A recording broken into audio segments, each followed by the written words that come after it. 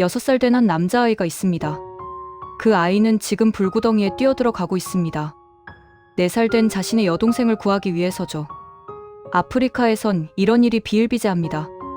그런데 이 장면을 TV로 본 한국의 한 노부부가 있었습니다. 그리고 그 노부부로 인해 전 세계에 큰 폭풍이 일어나고 있습니다. 과연 그 남매는 살았을까요? 살았다면 지금 잘 살고 있을까요? 20년 후, 세계는 충격에 빠졌습니다. 그 남매 중 한 명의 고백이 전 세계를 울린 것입니다. 지금부터 그 뜨거운 20년의 기록과 최대 반전, 그리고 슬프지만 아름다운 남매의 이야기를 공개합니다. 역시 우리나라라고 댓글 남겨주세요. 짠한국 이야기 구독과 좋아요 부탁드립니다. 이제 이 찬란하고 아름다운 이야기 시작하겠습니다. 안녕하세요. 저는 박춘석입니다. 2005년 봄, 제가 65세가 되던 해였죠. 서울의 한 대학병원에서 40년을 일했는데 그날이 마지막 출근일이었어요. 병원 복도를 걸으며 수많은 기억이 스쳐 지나갔습니다. 응급실에서 밤을 새우던 날들, 수술실에서 생명을 살리던 순간들, 환자들의 감사 인사와 눈물. 참 많은 일이 있었죠. 후배 의사들이 저를 배웅했어요. 다들 고생했다고, 이제 편히 쉬라고 말했습니다. 저도 그럴 생각이었어요. 아내 김미자와 여행도 다니고 손주들도 자주 보고 그렇게 여생을 보낼 계획이었죠.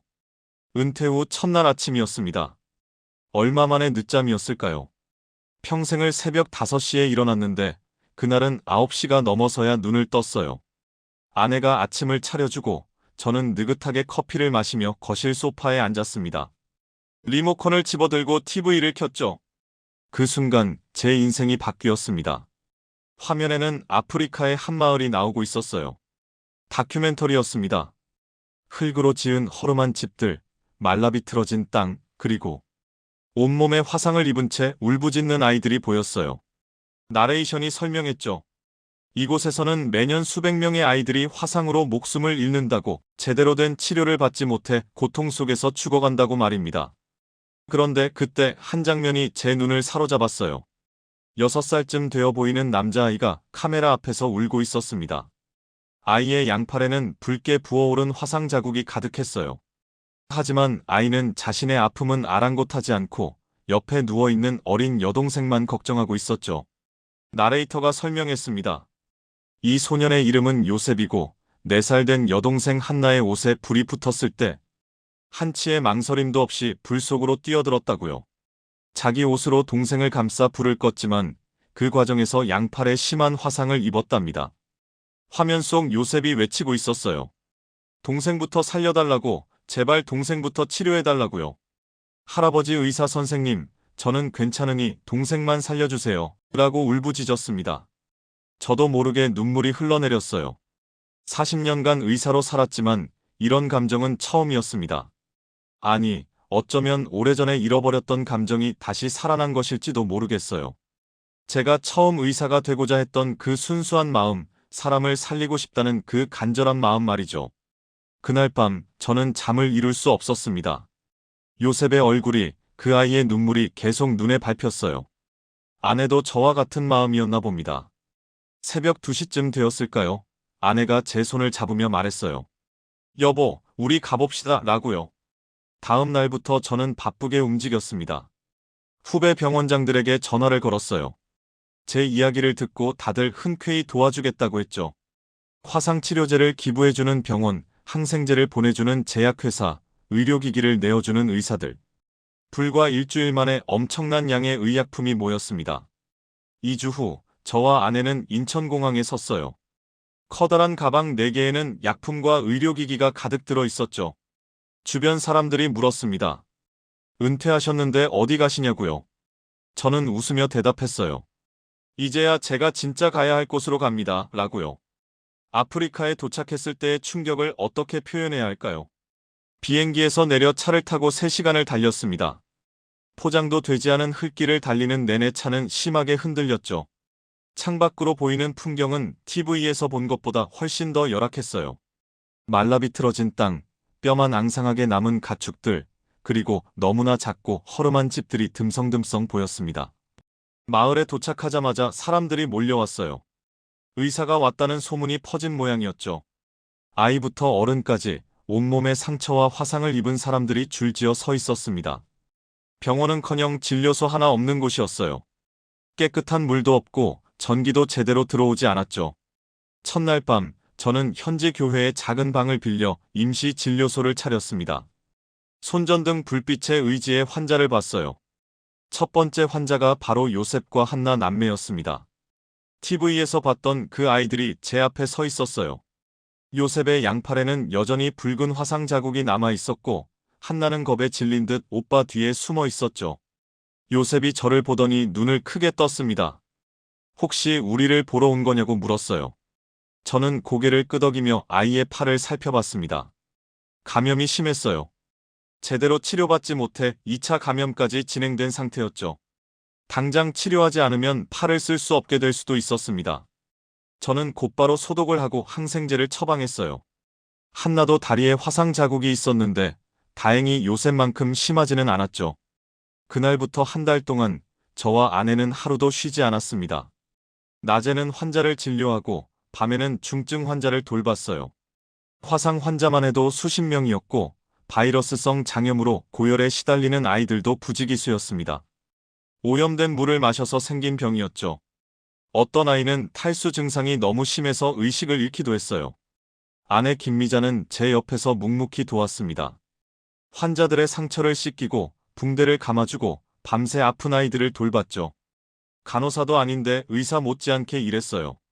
마을 사람들은 아내를 천사 할머니라고 불렀습니다.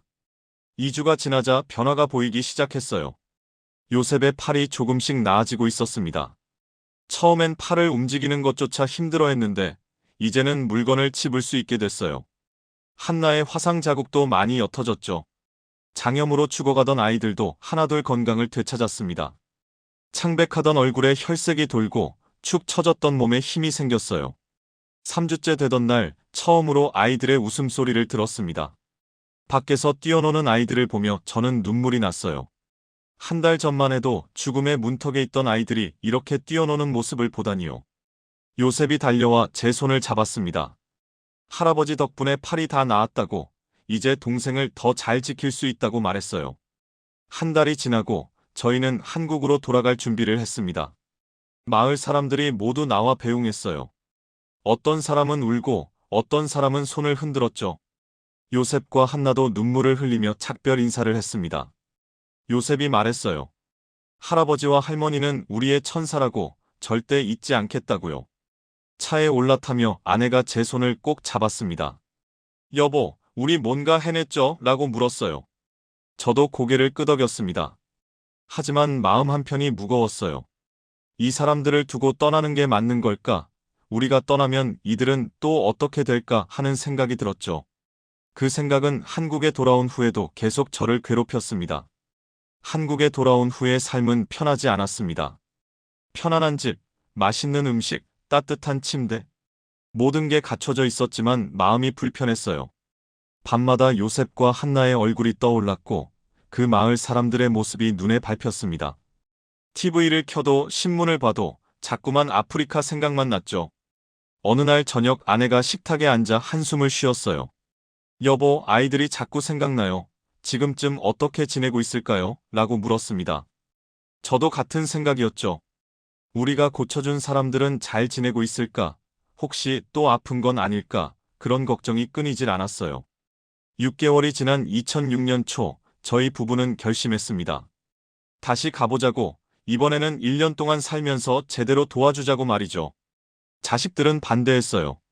나이도 있으신데 왜 그렇게까지 하시냐고, 이미 충분히 하셨다고 말했습니다.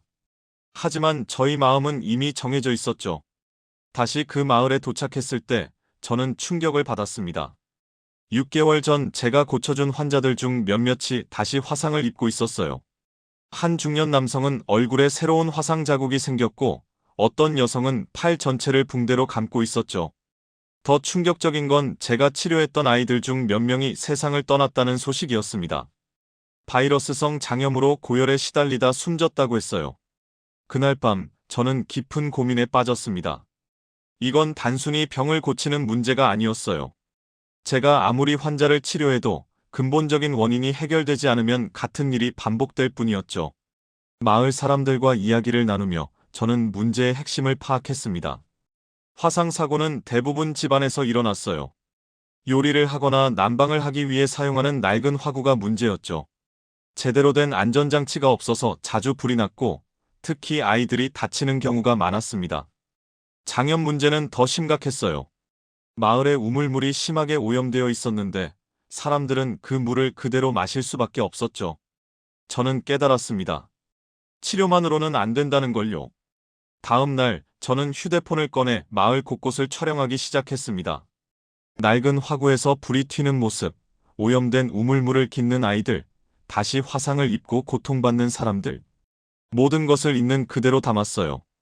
밤늦게까지 영상을 편집하고 자막을 달았죠.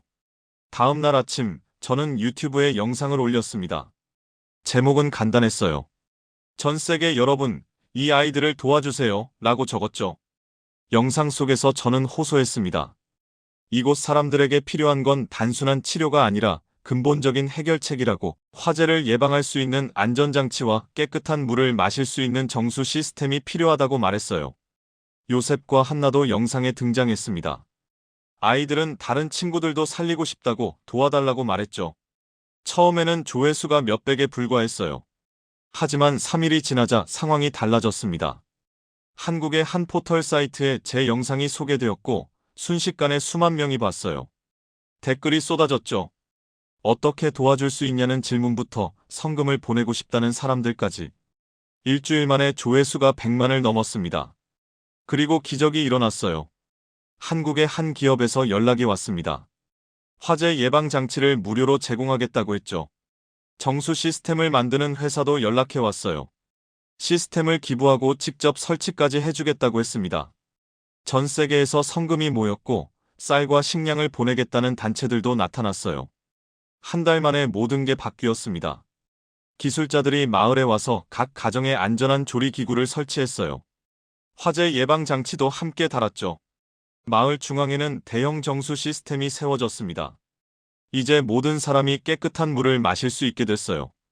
트럭으로 쌀과 식량도 도착했고 마을 사람들은 더 이상 굶주릴 필요가 없어졌습니다. 마을 추장이 제 손을 잡고 말했어요.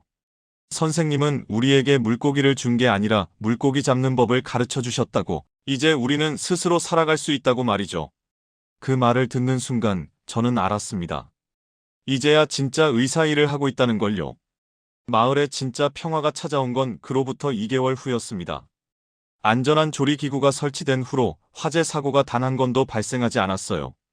예전에는 일주일에 한두 번씩 어디선가 불이 났다는 소식이 들려왔는데 이제는 그런 일이 완전히 사라졌죠. 마을 사람들은 밤에도 안심하고 잠을 잘 수 있게 되었다고 말했습니다. 정수 시스템의 효과는 더 놀라웠어요. 설치 후 3주가 지나자 장염 환자가 눈에 띄게 줄어들었습니다. 전에는 제 임시진료소에 매일 10명 이상의 장염 환자가 찾아왔는데 이제는 하루에 한두 명 정도였죠. 아이들의 얼굴에도 생기가 돌기 시작했어요. 깨끗한 물을 마시니 건강해진 거예요. 충분한 식량도 큰 변화를 가져왔습니다. 아이들이 학교에 가지 않고 일을 해야 했던 이유 중 하나가 바로 굶주림이었어요. 하루 한 끼도 제대로 먹지 못하니 공부할 여력이 없었던 거죠. 하지만 이제는 달랐습니다. 매일 세 끼를 먹을 수 있게 되자 부모들도 아이들을 학교에 보내기 시작했어요. 그때 저는 생각했습니다. 이 아이들에게 교육을 해주면 어떨까 하고요. 마을에는 작은 학교가 하나 있었지만 선생님이 부족했어요. 현지 선생님 2명이 100명이 넘는 아이들을 가르치고 있었죠. 저는 교장 선생님을 찾아가 제안했습니다. 제가 아이들에게 영어를 가르쳐주고 아내가 한글을 가르쳐주겠다고 말이에요. 교장 선생님은 깜짝 놀라며 좋아했습니다. 하지만 걱정도 했죠. 한글을 배워서 뭐 하냐고, 아프리카 아이들에게 필요한 건 영어 아니냐고 물었어요. 저는 웃으며 대답했습니다. 한글을 배우면 또 다른 세상을 볼 수 있다고, 언어는 많이 배울수록 좋은 거라고 말했죠. 다음 주부터 수업이 시작됐어요. 매일 오후 2시부터 4시까지 2시간 동안 아이들을 가르쳤습니다. 저는 영어를, 아내는 한글을 가르쳤죠. 처음에는 20명 정도만 왔어요. 하지만 입소문이 나면서 한 달 후에는 50명이 넘는 아이들이 모였습니다. 요셉과 한나도 매일 수업에 참석했어요. 두 아이는 특히 열심이었죠. 요셉은 영어를 배우는 속도가 빨랐고 한나는 한글을 쓰는 걸 무척 좋아했습니다.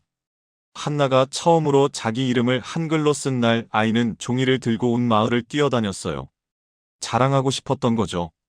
어느새 저희는 요셉과 한나와 함께 살고 있었습니다. 두 아이는 부모님을 여의고 혼자 살고 있었어요. 작은 오두막에서 둘이서만 지내고 있었죠. 처음 제가 그 집을 방문했을 때 가슴이 찢어지는 것 같았습니다. 6살짜리 요셉이 4살짜리 한나를 돌보고 있었어요. 저녁은 어떻게 먹냐고 물었더니 이웃집에서 얻어먹거나 굶는다고 했죠. 그날 저녁 저는 아내에게 말했습니다. 이 아이들을 우리 집에 데려오자고요. 아내도 같은 생각이었어요. 다음 날부터 요셉과 한나는 저희와 함께 살기 시작했습니다. 처음에는 낯설어했어요. 제대로 된 침대에서 자본 적도 없고 하루 세 끼를 먹어본 적도 없는 아이들이었으니까요. 하지만 2주가 지나자 아이들은 완전히 편해졌습니다. 저를 할아버지라고 부르고 아내를 할머니라고 불렀죠. 저녁 식사 후 4명이 함께 앉아 이야기를 나누는 시간이 제일 행복했어요. 요셉은 오늘 학교에서 배운 걸 자랑했고 한나는 한글로 쓴 일기를 보여줬습니다. 아내는 두 아이의 머리를 쓰다듬어주고 저는 내일 배울 내용을 미리 알려줬죠. 6개월이 흐르자 요셉이 제게 말했어요. 할아버지, 저도 나중에 의사가 되고 싶어요. 라고요. 할아버지처럼 아픈 사람들을 고쳐주는 의사가 되고 싶다고 했습니다. 그 말을 듣는 순간 제 눈에 눈물이 고였어요. 한나는 작가가 되고 싶다고 했습니다. 우리 마을 이야기를, 할아버지와 할머니 이야기를 책으로 쓰고 싶다고 했죠. 전 세계 사람들이 우리 이야기를 알았으면 좋겠다고 말했어요. 1년이라는 시간이 어느덧 흘러가고 있었습니다.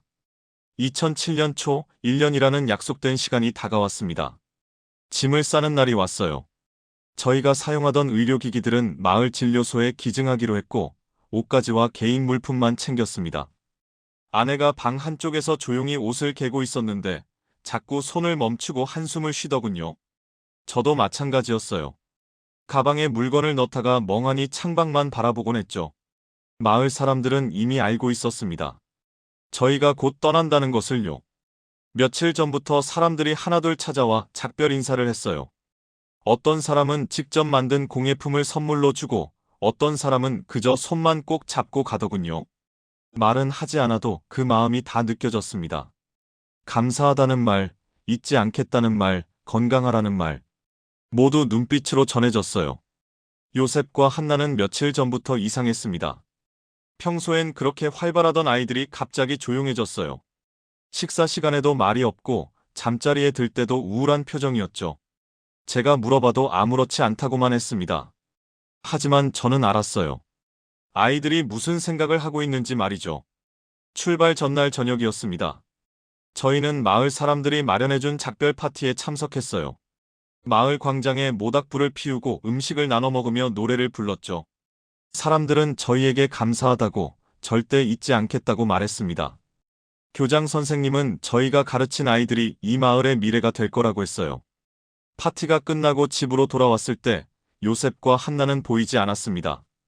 두 아이는 자기들이 살던 옛날 오두막으로 가 있었어요.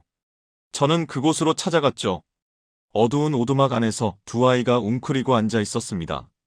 한나는 울고 있었고 요셉은 동생을 안고 있었어요. 제가 들어서자 요셉이 고개를 들었습니다.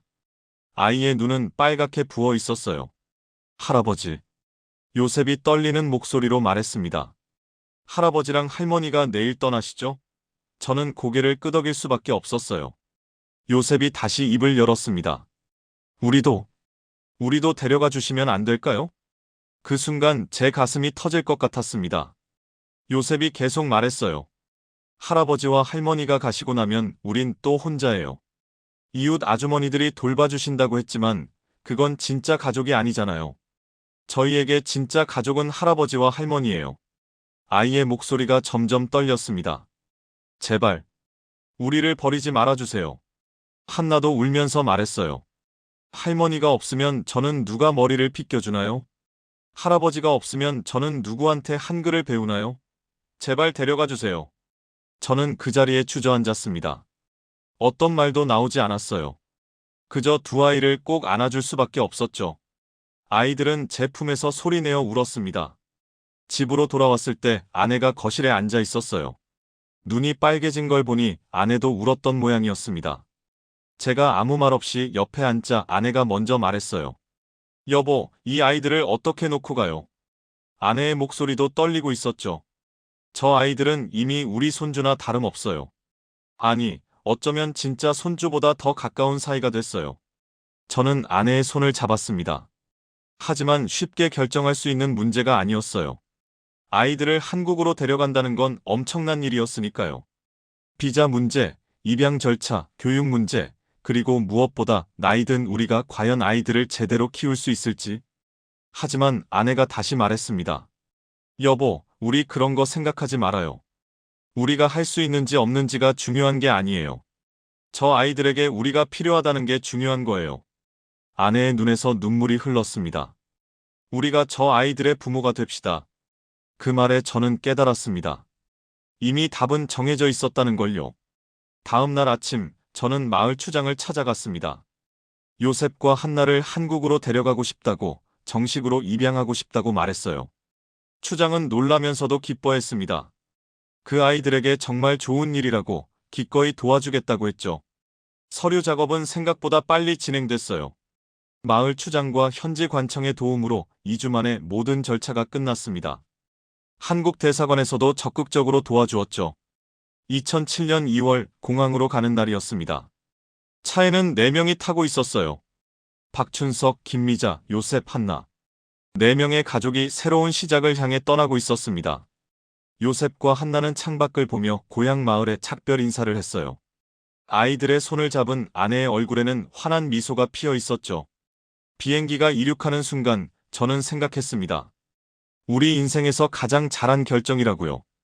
인천공항에 도착했을 때 요셉과 한나는 눈을 크게 뜨고 주변을 둘러봤습니다. 아이들에게 한국은 완전히 다른 세상이었어요.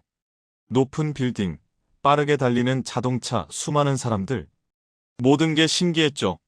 한나는 에스컬레이터를 처음 봤을 때 무서워서 제 손을 꼭 잡았고, 요셉은 자동문이 열리는 걸 보고 신기해하며 몇 번이나 앞뒤로 왔다 갔다 했습니다. 서울의 작은 아파트가 우리 가족의 보금자리가 됐어요. 처음 몇 달은 적응하기가 쉽지 않았습니다. 아이들은 한국어를 거의 못했고 겨울 추위에도 익숙하지 않았어요. 한나는 처음으로 눈을 봤을 때 하늘에서 하얀 꽃잎이 떨어진다고 좋아했죠. 하지만 추위에는 적응하지 못해 겨울 내내 두꺼운 옷을 입고 지냈습니다. 2007년 3월 요셉은 초등학교 2학년에 한나는 1학년에 입학했어요. 첫 등교날 두 아이는 긴장한 표정으로 교문 앞에 섰습니다. 아내가 아이들의 손을 잡고 교실까지 데려다 주었죠. 선생님들은 아프리카에서 온 아이들을 따뜻하게 맞아주었어요. 반 친구들도 신기해하면서도 친절하게 대해주었습니다. 하지만 학교 생활은 쉽지 않았어요. 특히 요셉은 한국어가 서툴러서 수업을 따라가기 힘들어했죠. 받아쓰기 시험을 볼 때마다 낙제점을 받았고 친구들이 하는 농담도 알아듣지 못했습니다. 어느 날 요셉이 학교에서 돌아와 울먹이며 말했어요. 할아버지, 저는 한국 아이들처럼 똑똑하지 못한가 봐요, 라고요. 저는 요셉의 어깨를 토닥이며 말했습니다. 내가 똑똑하지 못한 게 아니라 아직 한국어가 익숙하지 않을 뿐이라고. 시간이 지나면 너도 잘할 수 있다고요. 그날부터 저와 아내는 매일 저녁 아이들에게 한국어를 가르쳤습니다. 교과서를 함께 읽고 단어를 외우고 일기를 쓰는 연습을 했어요. 6개월이 지나자 변화가 보였습니다. 요셉이 받아쓰기에서 80점을 받아왔어요. 처음으로 받은 좋은 점수였죠. 아이는 시험지를 들고 집안을 뛰어다니며 자랑했습니다. 한나는 한국어 습득이 더 빨랐어요. 어린 나이라 그런지 1년도 안 돼서 친구들과 자연스럽게 대화할 수 있게 됐죠. 1년이 지나고 요셉이 3학년이 되었을 때 담임 선생님이 저를 찾아왔습니다. 요셉이 과학에 재능이 있다는 말씀이었어요. 특히 생물 시간에 집중력이 뛰어나고 질문도 많이 한다고 했죠. 선생님이 요셉에게 장래 희망을 물었더니 의사가 되고 싶다고 대답했다는 겁니다. 그 이유가 할아버지처럼 사람들을 살리고 싶어서라고 했대요. 그 말을 듣는 순간 제 눈에 눈물이 고였습니다. 한나는 글쓰기에 특별한 재능을 보였어요. 4학년 때 학교 100일장에서 1등을 했고 5학년 때는 전국 글짓기 대회에서 입상했습니다. 한나가 쓴 글은 대부분 아프리카에서의 경험과 한국에 온 이야기였어요. 선생님들은 한나의 글이 진솔하고 감동적이라고 칭찬했죠. 중학교에 진학한 요셉은 더욱 열심히 공부했습니다. 의사가 되려면 좋은 대학에 가야 한다는 걸 알았기 때문이에요. 매일 새벽 6시에 일어나 공부하고 밤 11시까지 책상을 지켰습니다. 저는 가끔 아이를 말렸어요. 너무 무리하지 말라고, 건강이 더 중요하다고요. 하지만 요셉은 괜찮다고, 자기는 할아버지보다 젊으니까 더 열심히 해야 한다고 웃으며 말했죠. 한나는 중학교 때부터 본격적으로 글을 쓰기 시작했어요. 자신과 오빠의 이야기를, 할아버지와 할머니의 이야기를 책으로 만들고 싶다고 했습니다. 저는 아이에게 힘든 기억을 다시 떠올리는 게 괴롭지 않냐고 물었어요. 한나가 대답했습니다. 할아버지, 그건 힘든 기억이 아니라 감사한 기억이에요. 우리가 어떻게 여기까지 왔는지 사람들에게 알려주고 싶어요. 고등학교에 들어간 요셉은 의예과를 목표로 공부했습니다. 주말에도 도서관에 가서 공부하고 방학 때는 병원에서 봉사활동을 했어요. 환자들을 돕고 의사 선생님들의 일을 거들면서 꿈을 키워갔죠. 고3 수험생 시절에는 하루 4시간밖에 자지 않았습니다. 아내가 걱정했지만 요셉은 포기하지 않았어요. 2019년 요셉이 서울의 한 의대에 합격했습니다. 합격 소식을 들은 날 온 가족이 울었어요. 요셉은 제 앞에서 무릎을 꿇고 말했습니다. 할아버지, 저 꼭 훌륭한 의사가 되어서 할아버지처럼 사람들을 살릴게요. 아프리카로 다시 돌아가서 우리 마을 사람들을 도울 거예요. 한나는 고등학교 때 이미 첫 소설을 쓰기 시작했어요. 제목은 두 천사와 두 아이였습니다. 아프리카에서 한국으로 온 남매의 이야기였죠. 한나는 대학에서 문예창작을 전공했고 졸업 후 본격적으로 작가의 길을 걸었습니다. 2023년 한나의 첫 책이 출간됐어요. 책은 베스트셀러가 됐고 전 세계 20개국에 번역됐습니다. 18년이라는 시간이 흘렀습니다.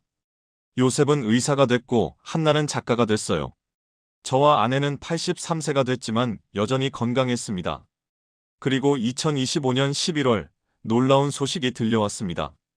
2025년 11월의 어느 날 전화벨이 울렸습니다. 한나가 받더니 갑자기 비명을 질렀어요. 저와 아내가 놀라서 달려갔죠.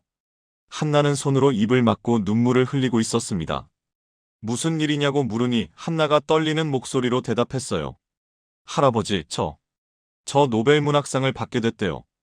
처음에는 믿기지 않았습니다. 노벨 문학상이요? 25살의 젊은 작가가? 그것도 한국인이 또? 아니, 정확히는 아프리카 출신의 한국인 작가가 말이에요. 하지만 스웨덴 할리먼에서 온 공식 연락이었습니다. 한나 박 씨가 2025년 노벨 문학상 수상자로 선정됐다고 12월 스톡홀름에서 열리는 시상식에 참석해달라는 내용이었죠. 수상 이유를 듣고 저는 더욱 놀랐습니다. 할리먼 측은 한나가 한글이라는 독특한 언어로 인류애를 표현했다는 점을 높이 평가했어요. 한나의 소설 두 천사와 두 아이는 처음에 한글로 쓰였고 나중에 영어와 다른 언어로 번역됐죠. 할리먼은 한나가 한국어의 아름다움과 섬세함을 살려 전 세계인의 마음을 울렸다고 말했습니다. 특히 아프리카 출신 작가가 한국어로 글을 쓰며 문화적 경계를 넘어섰다는 점이 혁명적이라고 평가했어요. 한나는 울면서 말했습니다. 할머니가 가르쳐주신 한글로 썼더니 노벨상을 받게 됐어요. 라고요. 아내는 한나를 꼭 안아주었습니다. 두 사람 모두 눈물을 흘리고 있었죠. 저도 마찬가지였어요.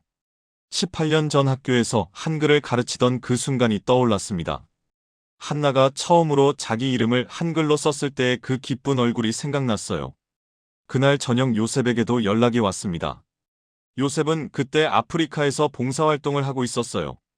의대를 졸업하고 레지던트를 마친 후 요셉은 약속을 지켰습니다.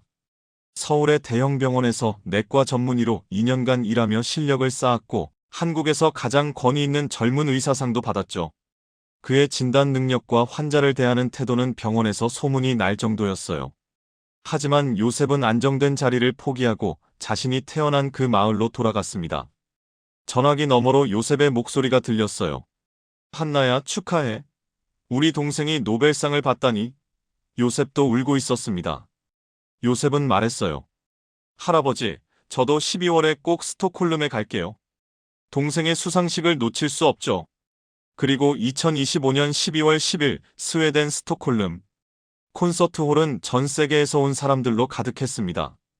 저와 아내는 맨 앞줄에 앉았고 그 옆에는 아프리카에서 온 요셉이 앉아 있었어요.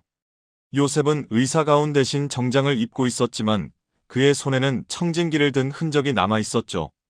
마을에서 환자를 보다가 급히 달려온 거였습니다. 시상식이 시작됐어요. 스웨덴 국왕이 한나의 이름을 불렀습니다.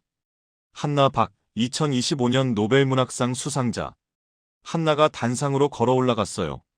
25세의 젊은 여성, 아프리카에서 태어나 한국에서 자란 작가, 한글로 세계를 감동시킨 소설가가 노벨상을 받는 순간이었습니다. 트로피를 받은 한나가 마이크 앞에 섰습니다. 한나는 떨리는 목소리로 말하기 시작했어요. 먼저 한국어로 말하겠습니다. 라고요. 그리고 유창한 한국어로 수상 소감을 이어갔죠. 저는 아프리카의 작은 마을에서 태어났습니다. 4살 때 제 몸에 불이 붙었고 6살 오빠가 저를 구해줬어요. 우리는 부모를 잃은 고아였고 내일을 알 수 없었습니다. 그때 한국에서 2분의 천사가 오셨어요. 라고 한나가 말했습니다. 박춘석, 김미자. 저의 진짜 할아버지, 진짜 할머니.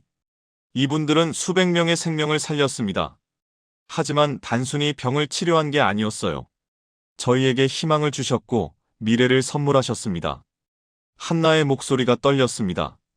그리고 할머니는 제게 한글을 가르쳐 주셨어요. 그 아름다운 문자로 저는 오늘 이 자리에 서게 됐습니다. 한나가 객석을 바라보며 말했습니다. 제 오빠 요셉은 지금 훌륭한 내과 의사가 되어 우리가 태어난 아프리카 마을로 돌아가 봉사하고 있습니다. 오빠는 할아버지의 꿈을 이어가고 있어요. 저는 작가가 되어 우리의 이야기를 세상에 전하고 있고요. 이 모든 것이 가능했던 이유는 단 하나입니다. 한나의 눈에서 눈물이 흘렀습니다. 사랑입니다. 국경을 넘고 피부색을 넘는 진짜 사랑이었습니다. 이 상은 저의 것이 아닙니다. 한나가 트로피를 들어올리며 외쳤어요. 이 상은 나의 진짜 아버지, 나의 진짜 어머니인 박춘석 할아버지와 김미자 할머니께 바칩니다. 그리고 전 세계 모든 분들께 말씀드리고 싶어요. 대한민국이라는 나라를 기억해 주세요. 한국에서 온 2 천사가 아프리카를 살렸고 한글이라는 아름다운 언어가 세계를 감동시켰습니다. 콘서트홀이 기립박수로 가득 찼습니다. 그날 저녁 서울의 작은 아파트. 저와 아내는 TV 앞에 앉아 시상식 생중계를 봤습니다. 스톡홀름에 가지 못한 이유는 간단했어요. 85세의 몸으로 긴 비행은 무리였고 무엇보다 저희는 한나가 혼자 힘으로 그 무대에 서는 모습을 보고 싶었죠. 멀리서라도 응원하는 게 더 의미 있다고 생각했습니다. 한나가 수상 소감을 말하는 동안 저는 눈물을 참을 수 없었어요. 아내도 마찬가지였습니다. 화면 속 한나는 당당했고 아름다웠고 무엇보다 행복해 보였어요. 20년 전 불에 타 죽을 뻔했던 그 아이가, 고아로 홀로 남았던 그 아이가 이제 세계 최고의 문학상을 받으며 전 세계에 메시지를 전하고 있었습니다. 한나가 저희 이름을 부를 때 아내가 제 손을 꼭 잡았어요. 이 상은 나의 진짜 아버지, 나의 진짜 어머니께 바칩니다. 라고 한나가 말하는 순간 아내의 눈에서 눈물이 쏟아졌죠. 저도 울고 있었습니다. 40년 동안 의사로 일하면서 많은 감사 인사를 받았지만 이런 감동은 처음이었어요. 시상식이 끝나고 집 전화기가 울리기 시작했습니다. 친척들, 옛 동료들, 친구들 모두가 축하한다고 연락했어요. 어떤 분은 TV를 보면서 울었다고, 어떤 분은 대한민국 사람이라는 게 자랑스럽다고 말했습니다. 휴대폰에는 수백 개의 문자 메시지가 쌓였죠. 다음 날 아침 신문을 펼쳤을 때 모든 일면이 한나의 소식이었어요. 한국인 작가 최연소 노벨문학상 수상이라는 헤드라인이 보였습니다. 기사는 한나의 이야기뿐 아니라 저희 이야기까지 자세히 다뤘어요. 은퇴한 의사가 아프리카로 가서 생명을 살렸고 고아 남매를 입양해 훌륭하게 키웠다는 내용이었죠. 인터넷은 더 뜨거웠습니다. 뉴스 댓글에는 수만 개의 반응이 달렸어요. 대한민국이라는 나라는 도대체 어떤 나라인가요? 한국인의 따뜻한 심성에 감동받았습니다. 이것이 진정한 노블레스 오블리주입니다. 같은 댓글이 쏟아졌죠. 외국인들의 댓글도 많았어요. 한국, 당신들이 인류에게 무엇이 진정한 사랑인지 보여줬습니다. 한글이라는 아름다운 언어를 배우고 싶습니다. 같은 내용이었습니다. 유튜브에는 저희 이야기를 다룬 영상들이 올라왔어요. 20년 전 제가 올렸던 그 영상도 다시 화제가 됐습니다. 조회수가 1000만을 넘었고 댓글에는 전 세계 사람들의 응원이 가득했죠. 어떤 사람은 20년 전에 이 영상을 보고 성금을 보냈다고, 그때의 결정이 자랑스럽다고 적었어요. 일주일 후 한나와 요셉이 한국으로 돌아왔습니다. 공항에는 수백 명의 사람들이 나와 있었어요. 기자들, 팬들, 그리고 한나의 책을 읽은 독자들이었죠. 한나가 공항 로비에 나타나자 사람들이 환호했습니다. 박수 소리가 터져나왔고 어떤 사람은 태극기를 흔들었어요. 저희는 집에서 조용히 기다리고 있었습니다. 문이 열리고 한나와 요셉이 들어왔어요. 요셉은 의사 가방을 들고 있었고 한나는 노벨상 트로피를 조심스럽게 안고 있었죠. 한나가 제 앞에 무릎을 꿇고 트로피를 바쳤습니다. 할아버지, 할머니, 이건 제 것이 아니라 두 분의 것이에요. 라고 말했어요. 그날 저녁 온 가족이 둘러앉았습니다. 저와 아내, 요셉과 한나, 그리고 저희 친자식과 손주들까지 모두 모였어요. 식탁 한가운데에는 노벨상 트로피가 놓여 있었죠. 손주 중 하나가 물었습니다. 할아버지, 할머니는 대단한 일을 하신 거예요? 저는 웃으며 대답했어요. 대단한 게 아니라 당연한 일을 했을 뿐이란다, 라고요. 하지만 아내가 제 손을 잡으며 말했습니다. 여보, 우리 잘한 거 맞죠? 저는 고개를 끄덕였어요. 당연하죠.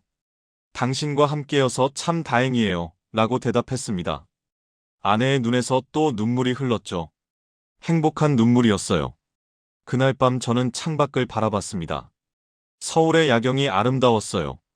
불빛들이 반짝이고 저 멀리 한강이 보였죠. 이 나라, 대한민국이 저는 자랑스러웠습니다. 가난했던 시절을 딛고 일어섰고 이제는 전 세계의 사랑을 나누는 나라가 됐으니까요.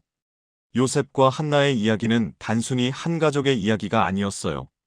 이건 대한민국의 이야기였습니다. 어려움 속에서도 손을 내밀 줄 아는 나라, 다른 피부색도 가족으로 받아들이는 나라, 아름다운 한글로 세계를 감동시키는 나라 말이에요. 저는 이 나라에서 태어나고 자란 게 자랑스러웠습니다. 며칠 후 정부에서 저와 아내에게 훈장을 수여하겠다고 연락이 왔어요. 하지만 저는 정중히 사양했습니다. 훈장보다 더 큰 상을 이미 받았다고, 요셉과 한나라는 두 아이가 저희에게 준 사랑이 최고의 훈장이라고 말했죠. 담당자는 이해한다며 웃었습니다. 지금도 저는 가끔 20년 전을 떠올립니다. 은퇴 후 첫날 아침 TV를 켜고 요셉의 눈물을 봤던 그 순간을요. 만약 그날 채널을 돌렸다면, 만약 아프리카에 가지 않았다면, 만약 요셉과 한나를 입양하지 않았다면 저희 삶은 어땠을까요? 하지만 저는 알아요. 모든 선택이 옳았다는 걸요. 85세가 된 지금 저는 진짜 의사가 됐다고 느낍니다. 병을 고치는 의사가 아니라 인생을 살리는 의사 말이에요. 아내도 같은 생각일 거예요. 우리는 두 아이의 인생을 살렸고 그 아이들은 세상을 더 아름답게 만들고 있으니까요. 대한민국 만세입니다. 이 나라의 따뜻한 심장은 오늘도 세계 곳곳에서 뛰고 있어요. 요셉처럼 아프리카에서 봉사하는 의사들, 한나처럼 아름다운 이야기를 쓰는 작가들, 그리고 이름 없이 선행을 베푸는 수많은 사람들이 있죠. 역시 우리나라입니다. 자랑스러운 대한민국입니다.